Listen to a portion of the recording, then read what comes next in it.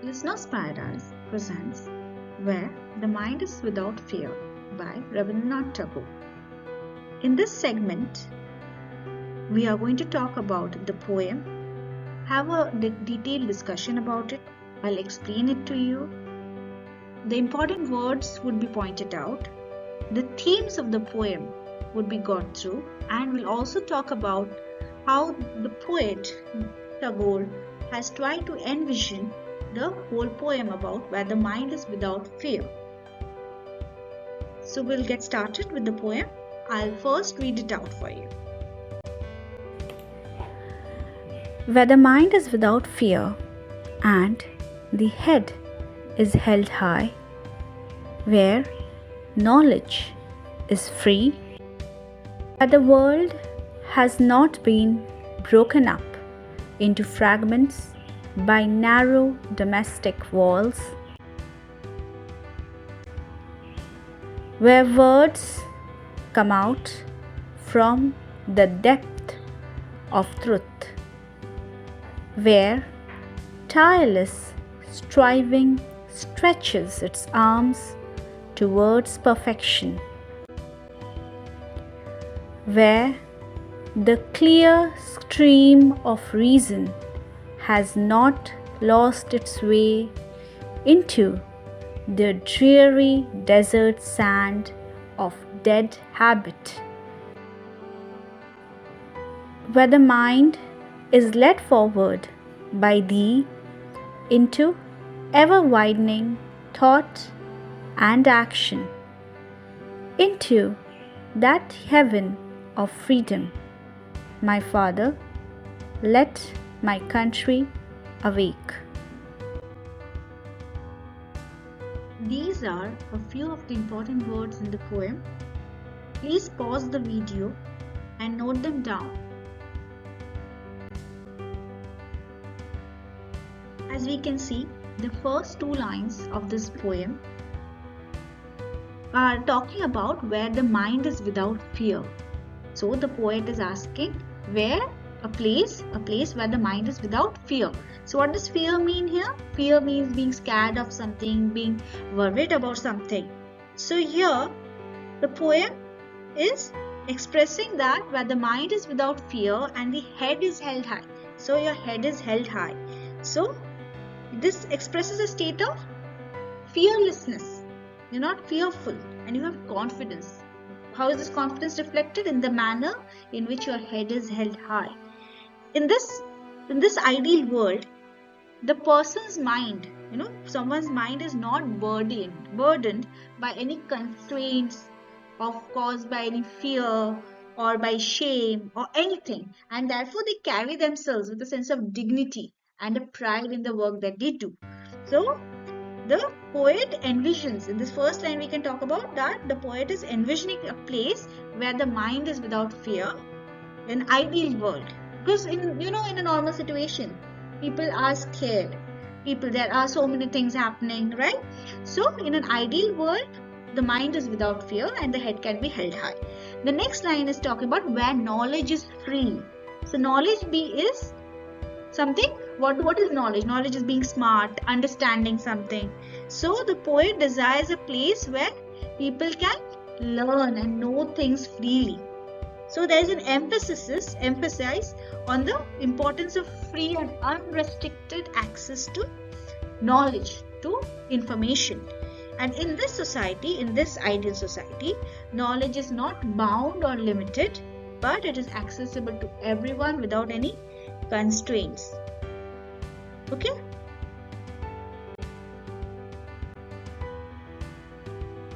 The next lines are where the world has not been broken up into fragments by narrow domestic walls. So what does fragment mean? Fragments are pieces or parts. So the poet is wishing for a world that is not broken into pieces or parts. That means a world which is not separated, a world which is not divided. So there is a desire for a unified, undivided world. So here the poet is visualizing a place where everyone can live in unity and being interconnected, right?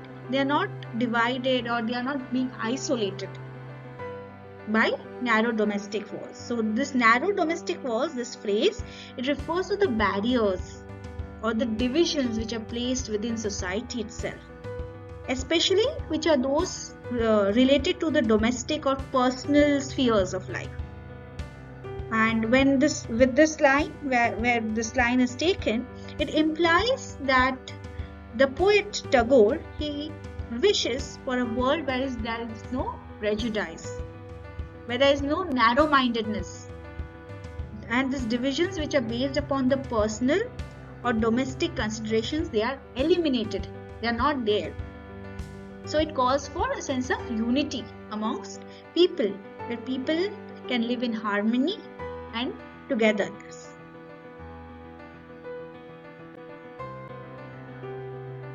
In the following lines, the poet is expressing that where a place where words come out from the depth of truth. Yeah, so from the depth of truth. What does it mean? This line, it conveys the idea that in this ideal world that the poet is, visualizing, the people are communicating sincerely. They are being sincere. They are being truthful in their communications. And words are not used as deception. You're not trying to fake your words. Yeah, they are not superficial, but the words are originating. They are coming from the deep and genuine understanding of truth. So there is an emphasis on the honesty, on communication being authentic. And it paints a society, a picture where the communication is marked by truthfulness. Yes? So a society where people are truthful, where righteousness, a sense of authenticity is present. Next, where the poet is saying where tireless striving stretches its arms towards perfection. Tireless striving. What does striving mean here? Striving means to really try hard to achieve something. So the poet is talking about striving towards perfection, meaning people doing their best, doing their best to be perfect, to be better at what they do. So that this line, it suggests a sense of commitment to continuously keep on making effort and being relentless with a sense of dedication towards achieving some progress in the work that we do, towards a goal that we have. And this imagery of using striving your arms, tireless striving stretches its arms, no? So this imagery, it is painting a picture of reaching for the highest standards and ideals, the goals which are there and which are never ceasing in the process of pursuit of the improvement that people can have. So the poet is visualizing a community, a global community which values sincerity, which values perfection and a constant pursuit of excellence towards what they do.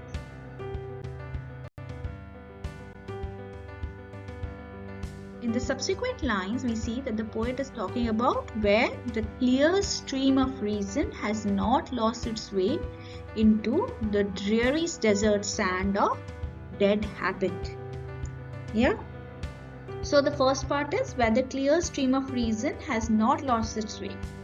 What does reason mean here? Reason means to think logically and make sense. So when we talk about the clear stream of reason, it is symbolizing a place where people think clearly and they make good decisions about what they do. So the poet is suggesting a desire for a society where rational thinking is valued and logical reasoning prevails in a situation. So it symbolizes a flow of clear, rational thought, and people make decisions in this society based upon reason. The following segment is into the dreary desert sand of dead habit.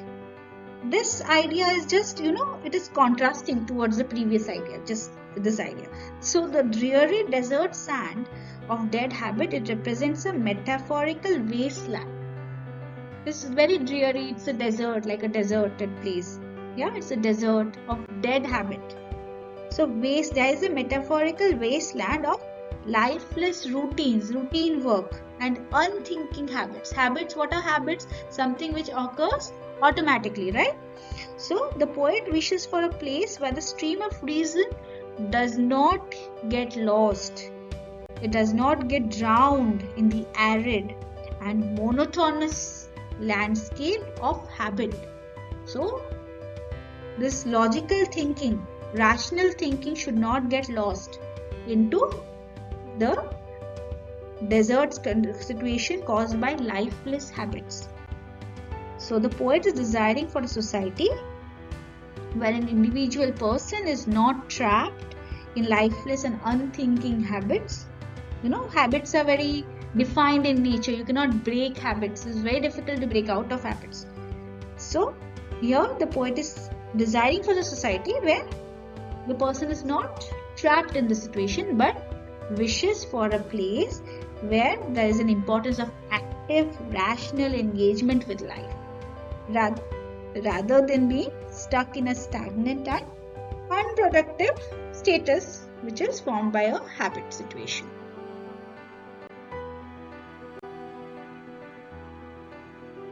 Next, the poet is saying, where the mind is led forward by thee. So here, for the first time in the whole poem, the poet is referring to somebody at a higher divine level as a guiding force. Well, he's using the word thee, led forward by thee. Mind is led forward by thee. So, the poet envisions a society where the individuals are guided by somebody in a higher power, divine power, or a source of wisdom who can prove to be a source of rational wisdom. And this guidance, it implies a direction towards enlightened thinking, towards positive thinking. Next, the poet is saying this guidance, when the mind is led forward by thee, where is the mind led forward? Into ever widening thought and action. So, the guidance should lead the mind not only towards thinking broadly, but also towards taking meaningful actions. So the idea is that the guidance should inspire continuous intellectual and practical growth of the person. Yes. Next, the poet is saying, into that heaven of freedom. Into that heaven of freedom. So here heaven refers to a beautiful place where there is a perfect place where everyone is free and they are happy. So there is an explicit, the poet is implying that there is freedom associated into that heaven of freedom. So it's an ideal state of society where there is liberty. People have liberty, and people can enjoy true freedom in all aspects of life.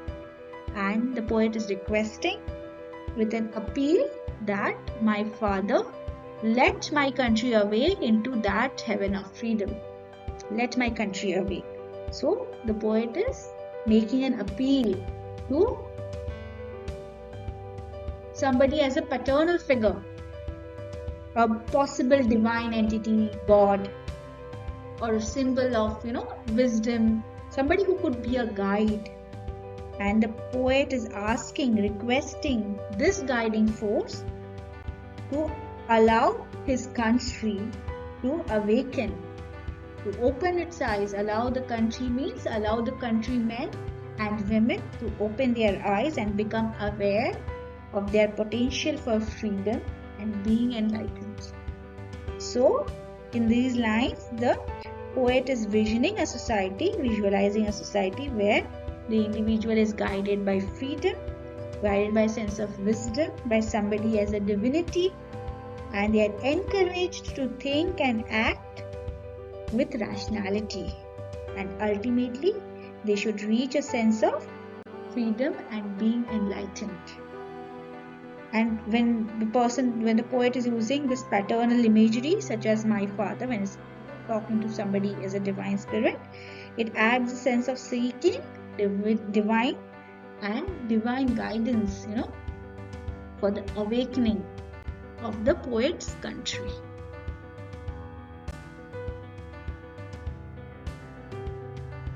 The next segment is talking about the figures of speech in the poem. So, for instance, you can see in this slide, the first one is where the mind is without fear, and this is a repetition because you see throughout the poem there is a repetition of the phrase. Where the poem it serves as a refrain, reinforcing the central theme and creating a rhythmic structure. Similarly, where the poet is using in the second line, where the mind is without fear and the head is held high.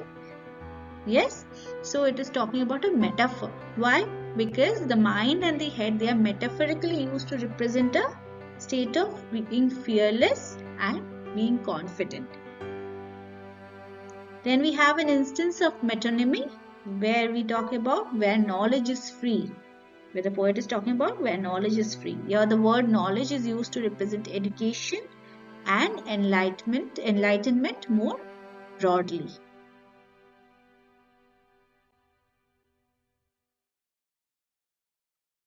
By narrow domestic walls, it is again a metaphor where the domestic walls are representing the narrow-mindedness and divisions in society. Next, we have a case of personification in this segment where words come out from the depth of truth. So words are being personified, that they have a source and they have a depth, or they have a source in truth. Yes? Again, we see a case of personification in the next line where tireless striving stretches its arms towards perfection. So striving is again personified here, giving it human-like qualities. Next, we see a case of metaphor in this segment where the clear stream of reason has not lost its way. So the clear stream of reason is metaphorically used to represent logical thinking and guidance.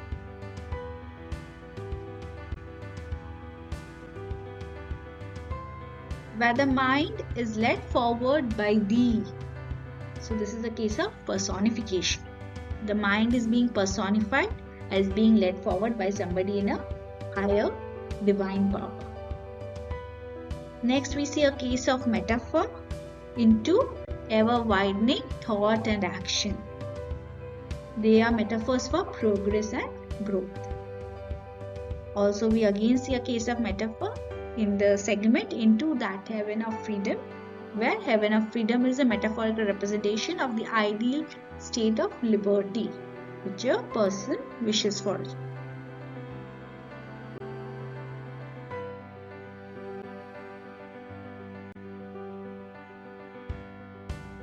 As we can see, there is no rhyme scheme as such in this poem because basically it is a free verse poem where it lacks a regular pattern of rhyme or meter, and instead the poet is relying on the natural flow of language and the arrangement of the words. The words are arranged to convey the poet's meaning to the reader. And the free verse, this whole idea of the poem is represented in a free verse pattern, which allows for greater flexibility and creativity in expression to convey the poet's ideas about freedom, about knowledge, and the ideal society, how it should be. Thank you for listening. Have a good day.